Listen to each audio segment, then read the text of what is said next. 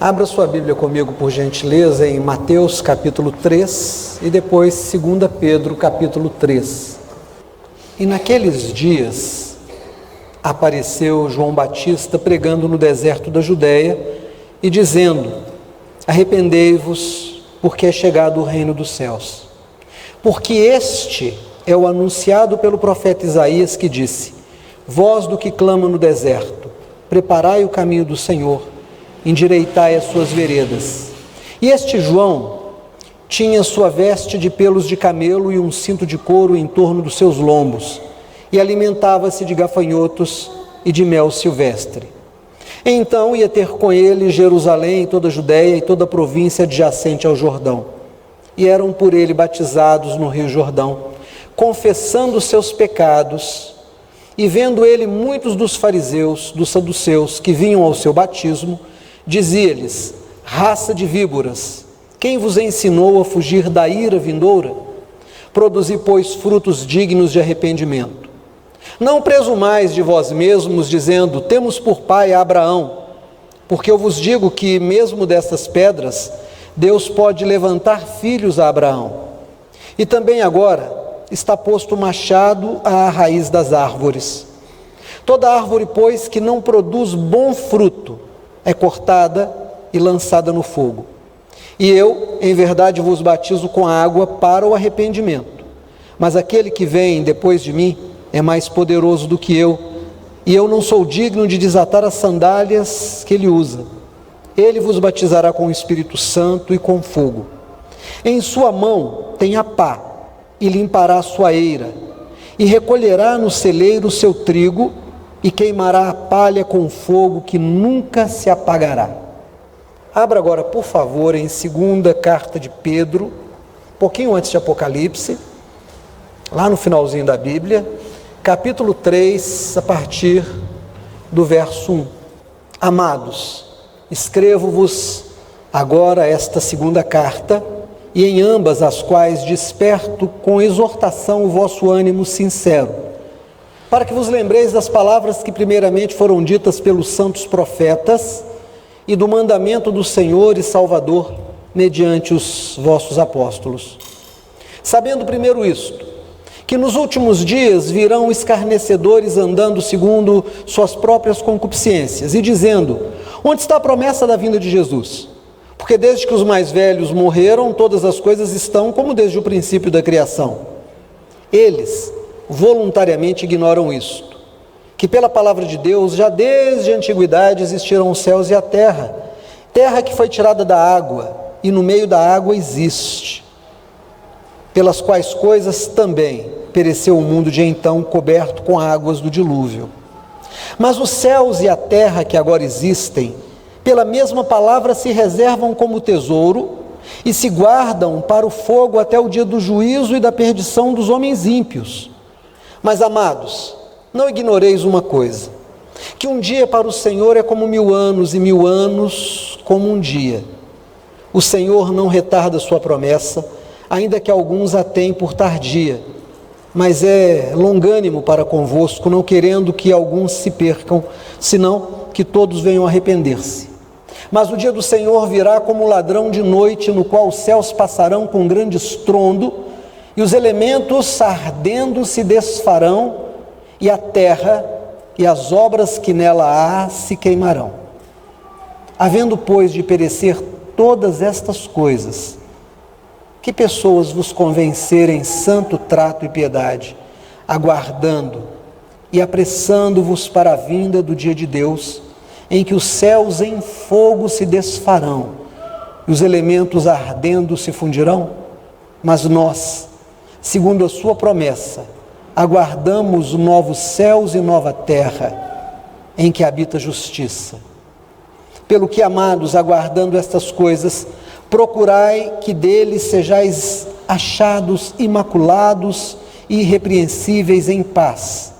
Tende por salvação a paciência de nosso Senhor, como também o nosso amado irmão Paulo vos escreveu segundo a sabedoria que lhe foi dada, falando disto, como em todas as suas epístolas, entre as quais há pontos difíceis de entender, que os indoutos e inconstantes torcem, e igualmente as outras escrituras para a sua própria perdição. Vós, portanto, amados, sabendo isso de antemão, guardai-vos de que, pelo engano dos homens abomináveis, sejais juntamente arrebatados e descaiais da vossa firmeza. Antes, crescei na graça e no conhecimento de nosso Senhor e Salvador Jesus Cristo. A Ele seja dada a glória, assim agora como no dia da eternidade. Amém. Amém. Queridos, nós temos dois textos que eu não acredito que sejam íntimos da maioria dos crentes de hoje em dia. Não acredito que a maior parte das pessoas que se chamam por evangélicos, por cristãos, tem o hábito de ler a Bíblia, muito menos de estudar a Bíblia e muito menos ainda de conhecer a Bíblia, porque são três coisas diferentes. Ler, estudar e conhecer são coisas diferentes, né? Ler é passar os olhos. Estudar é aplicar todos os recursos da intelectualidade, todos os recursos disponíveis da cultura. E a gente faz um apanhado e estuda. Mas conhecer é ter a intimidade com a palavra. Então não acredito que nem Mateus 3, nem 2 Pedro seja de intimidade da maior parte dos cristãos. E temos uma razão para pensar assim. Porque nós não temos visto, nos dias que temos vivido, a preocupação das pessoas com a morte. Não existe. Todas as pessoas estão preocupadas com a vida. Pode ser até que alguém diga, mas é claro, eu tenho que me preocupar com a vida, eu estou vivo, preciso comer, vestir, me mover, estudar, trabalhar, passear, preciso ganhar dinheiro, o mundo é muito competitivo. É verdade, é verdade. E eu fico pensando no tamanho do dia que passou. Eu fico pensando no tamanho dos anos da minha vida que já passaram. Eu fico pensando nos dias que já passaram, que tamanho tem quando eu olho daqui? Tem tamanho de nada. Os meus 59 anos são como um segundo. Não existe mais, não tem mais sentido. A vida que a gente chama de vida, na verdade, é uma grande ilusão. No primeiro texto nós encontramos um profeta. Nós não encontramos um homem qualquer, nós encontramos um homem investido de autoridade de Deus para chamar a atenção de uma sociedade que só se preocupava com a vida. Uma preocupação que já havia alcançado os religiosos e que tinham feito da religião um grande negócio e que haviam desenvolvido um sistema de privilegiados que deixava para fora do privilégio uma massa de pessoas que estava cada vez mais empobrecida, mais sofrida, mais injustiçada. Pior, porque na sua proposta de se expandir como império, Roma domina Israel, impõe o seu governo e aumenta a pobreza, trazendo muitos impostos, trazendo uma injustiça, uma mão de ferro. E eu fico imaginando Herodes, governador, querendo levantar uma espécie de AI-5 para qualquer pessoa que se colocasse como contrária à sua ideologia de controle das massas. Nesse contexto de injustiça, nesse contexto de fome das massas, nesse contexto de violência, mas de muitos privilégios para poucas pessoas, surge um homem investido de autoridade de Deus.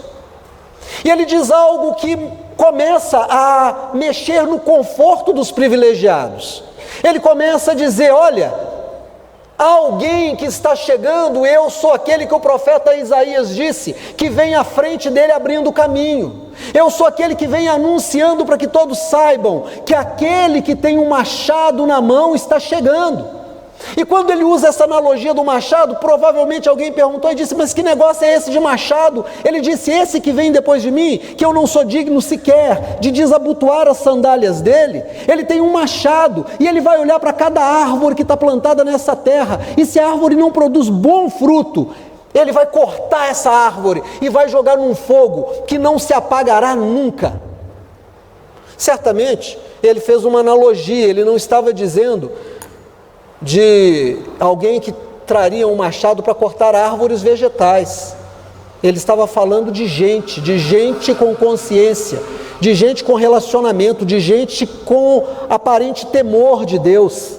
mas que não tinha frutos de justiça, mas que não tinha frutos de sal, que não tinha frutos de luz, que não tinha frutos de bondade, de misericórdia, mas que tinha uma vida destituída disso, que haviam se tornado extremamente avarentos e na sua avareza estavam dominando as pessoas como se fossem semoventes, bois, vacas e galinhas. Tiravam tudo que podiam das pessoas, aumentavam a pobreza. E sabe o que faziam? Fortaleciam a mão policial militar que lhes garantia isso. E assim o povo ficava debaixo daquela opressão política, daquela opressão dos privilegiados. Quando ele começa a pregar isso e diz assim, ele está trazendo aí um machado, e vocês que estão achando que a existência é só essa vida, vocês que estão achando que a existência é comer o melhor dessa terra, vocês que estão achando que é vestir o melhor dessa terra, vocês que estão achando que viver é morar nos palácios, é poder desfrutar das delícias dessa terra, isso tudo vai acabar, e quando vocês olharem para trás, vai ser do tamanho de nada, ainda que vocês tenham vivido 50, 70, 80 anos regaladamente, quando passar esse tempo, vocês vão olhar para trás e não vai ter nada lá atrás, porque toda a soma dos dias passados tem o tamanho de nada, e quando vocês olharem para frente, vocês verão apenas um juiz, um reto juiz. E quando ele fala de reto juiz, ele está falando de juízo, de gente que vai ser julgada, ele está falando da morte. Sabe, irmãos, hoje eu tive a oportunidade de falar num velório, mas glória a Jesus, servo do Senhor, está melhor do que eu, está melhor do que você, já desfruta da companhia do Senhor no seu reino, porque era homem de Deus. E eu pude falar desse momento que eu e você vamos passar, que tem que ser o alvo da nossa religiosidade. A nossa religião tem que dizer para nós todo dia, nós vamos morrer, eu vou morrer, o que vai ser da minha vida depois disso? Se a religião não te disser isso, deixa o espelho te falar. Quando você for escovar o dente, quando você for arrumar a gravata, for pôr um vestido, for arrumar o cabelo, retocar a maquiagem, olha no espelho, tenha coragem de ver que tem mais um fio de cabelo branco, tenha coragem de ver que tem mais uma ruga. Quando você começar a ler e começar a levar o seu braço a uma certa distância, e quando a distância já não te der mais o conforto, e você precisar do óculos, deixa isso te falar que você está mais próximo da morte. E que lá entre essa vida e a morte tem um reto juiz, que vai olhar para você e vai dizer que tipo de fruto você deu nessa terra. Você tirou vantagem dos outros? Você preferiu o caminho largo, você preferiu o caminho das facilidades, você enganou, você roubou. Sabe, irmãos, existe jeito de roubar, existe jeito de roubar. Existem muitos jeitos de roubar. E eu via hoje um vídeo de policiais numa operação, né? E os policiais merecem todo o meu respeito, Felipe, Beth, outros, são heróis, né? Alguém faz uma tentativa de assalto, ou assalta, não sei, e foge. E os policiais saem correndo atrás, mas um preparo físico, correndo atrás de ladrão. E passa uma motocicleta, e um dos policiais pega carona na garupa da motocicleta e cerca o bandido, e pega um bandido, né? Então era um bandido que roubava. Como é que o bandido rouba? Ele rouba com uma arma, um assalto. Me passa a sua carteira, me dá seu celular, eu te furo, eu te mato, eu te atiro, e atira mesmo. Há aqueles que você está andando na rua, também vi um vídeo hoje, isso está acontecendo muito, as pessoas estão andando, vem alguém, pula no seu pescoço, leva a sua corrente, juntam 2, 3, 4, 5, te agarram, te jogam no chão, te seguram, te batem, te socam, outro enfia a mão, tira tudo que você tem, do bolso, da carteira, da bolsa, e te deixam ali machucado. É uma forma de roubar. Mas tem outras formas muito mais refinadas. Por exemplo, quando você se insere no sistema e você começa a produzir leis injustas que te favorecem, mas tirando de muitos. Eu tiro muito dinheiro de muita gente e trago para mim. Mas eu faço isso de forma legal, porque eu me inseri no sistema e eu legislei. Mas num sistema de peso e contrapeso, como é o nosso, nós temos dois poderes que têm que fiscalizar isso. E aquele que deveria julgar também não julga, porque ele também diz, vota para mim. Se votar para mim, eu digo, está tudo bem. E aí eles dizem, então nós vamos votar para vocês muitos confortos. muitos privilégios.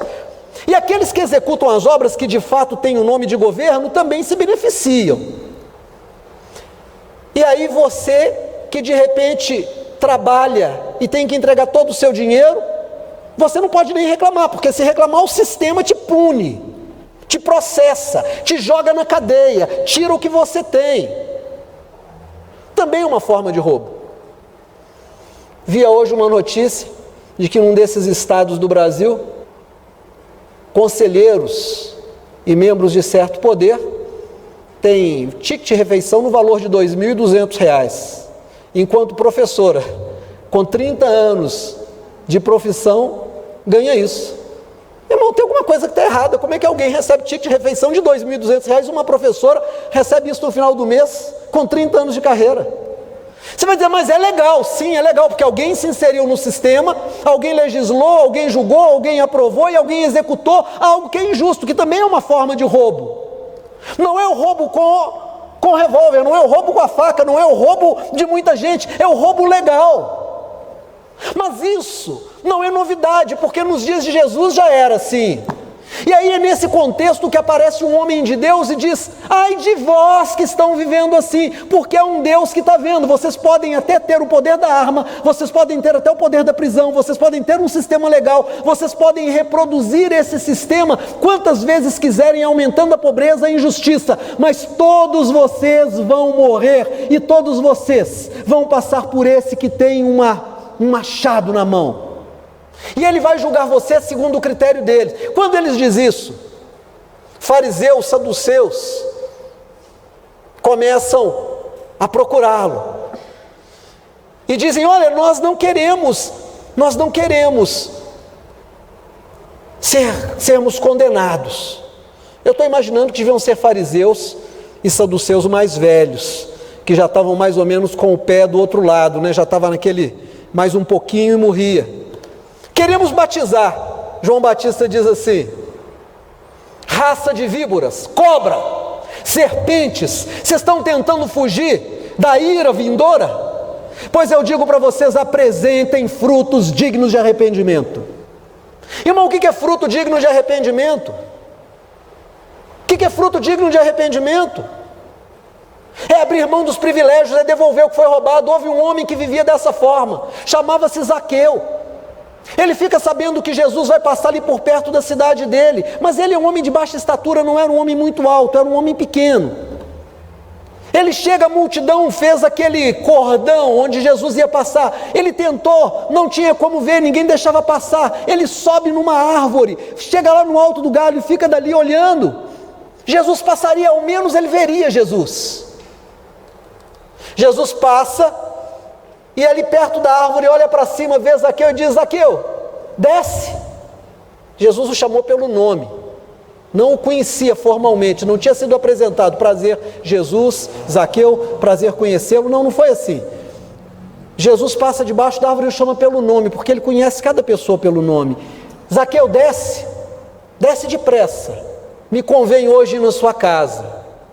Zaqueu, desce, corre. Eu imagino que ele chegou na frente e disse para as servas: ó, arruma uma comida gostosa, arruma a melhor mesa, põe o melhor talher, põe a melhor roupa de mesa lá, façamos uma festa, faz um suco de tamarindo, faz aí alguma coisa, que Jesus está cansado. Jesus entra, junto com Jesus entram os seus discípulos, se assentam. Jesus está ali comendo e de repente aquele homem começa a produzir fruto de arrependimento. Ele é publicano, ele é cobrador de impostos, ele cobrava mais, ele roubava, ele estava cheio de privilégios, ele morava numa casa grande enquanto havia muita gente morando pela rua. Ele comia o melhor enquanto muita gente não tinha o que comer, ele tinha dinheiro sobrando enquanto muita gente morria sem recurso. Ele sabia que a aposentadoria dele seria maravilhosa, porque ele tinha regime especial, mas que a multidão que estava na rua não teria nada. Mas alguma coisa ali perto de Jesus muda, e há algo que precisa acontecer, tem que nascer algo novo dele, o novo homem tem que se expressar, e ele diz: mestre, tomei uma decisão. Eu imagino Jesus olhando para ele e diz: qual? Ele diz: se de alguém roubei alguma coisa, eu vou devolver 4 vezes mais. E do que sobrar, eu vou tirar metade e vou dar aos pobres. Irmãos, isso é fruto digno de arrependimento. Sabe o que é fruto digno de arrependimento? É mudança de comportamento, é mudança de valor, é você olhar para frente e falar assim: eu vou morrer. Não adianta esticar a pele, não adianta. Não adianta tomar remédio para a gente ficar mais energizado. Não adianta correr, não adianta fazer exercício. Nós todos ficaremos velhos. Tem alguém que eu gosto muito, já morreu, mas eu ainda gosto, porque ele produziu muito em termos de livro, de vídeos, e eu ainda continuo me alimentando muito da sabedoria dele. E ele já velho, bem velhinho, o neto dele foi visitado por uma equipe de um canal de televisão para fazer um documentário sobre ele, e o neto ficou na dúvida se devia deixar ou não. O neto está dirigindo a organização, a empresa. Chegou para ele e disse: vô, querem fazer um documentário com o senhor, porque o senhor sempre foi um representante do yoga, da saúde, da alimentação equilibrada, vegetariana, de uma filosofia maravilhosa de vida, e hoje o senhor está assim, velho, já não se move mais direito, já não fala direito, né? Está bem velho, e talvez o senhor não queira que a sua imagem apareça dessa forma. E ele disse: não, é pelo contrário, eu quero que todo mundo veja como eu estou, para que todo mundo veja que todo ser humano envelhece, adoece e morre. Irmão, que tipo de vida a gente deve viver quando a gente olha e diz: nós vamos envelhecer, nós vamos adoecer e nós vamos morrer? Se nós tirarmos dos outros, se nós produzirmos injustiça, se nós não produzirmos, mas deixarmos quem produz continuar produzindo, será que nós teremos lugar no reino de Deus? Será que o machado vai nos tosar, vai nos cortar? Isso que João Batista diz para aqueles saduceus e fariseus, ele diz: raça de víboras, apresentem frutos dignos de arrependimento. Quando vem os militares, os policiais, dizendo: nós queremos batizar, ele diz: primeiro apresentem frutos dignos de arrependimento, a ninguém trateis mal, sejam contentes com o vosso soldo, não tirem vantagem de ninguém, é fruto, é coisa que se pode ver. Ele não está dizendo: seja bonzinho para bandido, estenda tapete vermelho para bandido, não, ele não está dizendo disso. Mas ele está dizendo: tenha uma consciência para com Deus. Antes de tudo, isso vale para o bombeiro do posto de gasolina, que põe gasolina no seu carro e não bota uma vasilhinha ali debaixo, enquanto você está lá olhando alguma coisa, ele tira ali e põe na vasilhinha, e depois volta lá e coloca lá no carro dele, e tem bombeiro que faz isso. Ele está falando do dono do posto, do gerente do posto de gasolina, que tem um controle remoto no bolso, e quando você está pondo gasolina, ele aperta um botão e aparece que entrou 10 litros, mas na verdade só entrou 9. Ele está falando de coisinhas que a gente tem que fazer no dia a dia, que mostram que nós temos uma consciência de que seremos julgados. Essa é a grande questão. O homem vai ser julgado, eu vou ser julgado e você também vai ser julgado. Esse é o machado que Jesus tem na mão, o julgamento que ele vai fazer. Esse é o texto de Mateus. Nosso irmão Pedro, um dos apóstolos mais íntimos de Jesus, ele escreve 2 cartas que estão aqui. Na segunda carta, ele pega o capítulo 3 e diz: queridos, essa é a segunda carta que eu escrevo para vocês, e nas duas eu tento despertar a vossa lembrança que já foi esclarecida, porque o que eu vou falar não é nenhuma novidade. Se lembrem de que homens maus, homens pervertidos vão tentar mudar a palavra de Deus, vão lançar dúvidas sobre a palavra de Deus. Sabe como é que eles entram? Eles entram lançando dúvidas sobre as coisas que a Bíblia diz, sobre as afirmações que a Bíblia faz, e eles vão dizer assim: as Escrituras dizem que Jesus vai voltar, mas já tem 2000 anos que ele passou na terra e as coisas continuam do jeito que estão, não mudou nada. Cadê a vinda dele? Pessoas que começam a lançar dúvidas sobre a palavra de Deus, como eu tenho visto isso nos últimos dias, a ponto de alguém dizer: não precisa pregar o Velho Testamento. Deixa eu te contar uma coisa em nome de Jesus. 2 Pedro está no Novo ou no Velho Testamento? No Novo Testamento. Mas ele cita aqui Sodoma e Gomorra, no capítulo número 2, ele fala de que a palavra de Deus criou todas as coisas conforme o Velho Testamento. Tem um movimento hoje que está invalidando as propostas antigas da palavra de Deus. E ele diz, essas pessoas têm a mente cauterizada e elas escolhem não acreditar, elas escolhem duvidar da palavra de Deus, elas esquecem que a palavra de Deus criou todas as coisas e que a terra que existe agora foi tirada da água. E ela existe na água, irmãos. Há 2000 anos atrás não tinha conhecimento de que a terra tinha 3/4 de água e 1/4 de terra. A Bíblia já dizia isso, Pedro disse isso, a terra que agora existe, existe no meio das águas. Mas ele disse, essa mesma terra foi destruída pelas águas no dilúvio. Assim, e aí eu quero chamar a sua atenção, assim também essa terra que nós estamos vivendo está entesourada para o fogo. Abre os olhos aí, irmão, abre a palavra de Deus, capítulo 3, verso 10. Mas o dia do Senhor virá como um ladrão de noite, no qual os céus passarão com grande estrondo, e os elementos ardendo se desfarão, e a terra e as obras que nela há se queimarão. Verso 12. Verso 12, segunda parte do verso. A vinda do dia de Deus, em que os céus em fogo se desfarão e os elementos ardendo se fundirão. Sabe o que o Pedro está dizendo? Quem está vivendo agora para juntar dinheiro? Para que está juntando? O fogo vai consumir tudo. Se Noé aparecesse e você vivesse nos dias de Noé e Noé dissesse, o mundo vai acabar com água, você acreditaria? Talvez não. Quem acreditou se preparou, quem não acreditou morreu debaixo da água.